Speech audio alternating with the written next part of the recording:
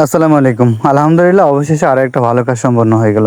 তো আজকে ছিল আমাদের সাজ্জাদ ভাইয়ের বিয়ে। সাজ্জাদ ভাইয়ের বিয়ের কাজটা আগেই সম্পন্ন হয়ে গেছে। তো আজকে হচ্ছে আনুষ্ঠানিকভাবে বউ নিয়ে আসার জন্য যে রেডি হয়ে যাচ্ছে, যে আজকে সবাই যাবে গিয়ে কনের বাড়ি থেকে মেয়ে নিয়ে আসবে।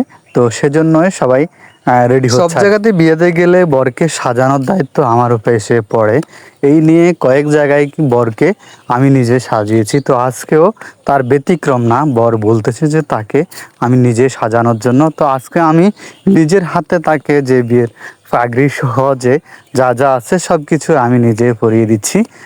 আর হচ্ছে এটার এক্সপিরিয়েন্স আমার আছে অনেক আগ থেকেই, যেহেতু আমি অনেকটা বিয়েতে পড়াইছি এভাবে। হ্যাঁ, নিজে এখনও পড়া হয়নি, তো আনুষ্ঠানিকভাবে অনেকরে পড়াইছি, যার কারণে সবাই দায়িত্বটা আমার উপরে ছেড়ে দেয়। আর আমার কাছে এটা ভালো লাগে আনুষ্ঠানিকভাবে এই কাজগুলো সম্পূর্ণ করতে। আসলে আপনাদের অনেকেরই মনে প্রশ্ন জাগতে পারে, আসলে এগুলো হচ্ছে ইমাম সাহেবের কাজ, যে উনি আসবে, পাগড়ি পরাবে, জামা টামা পরাবে, এ টু জেড সব কিছুই উনি পরাবে।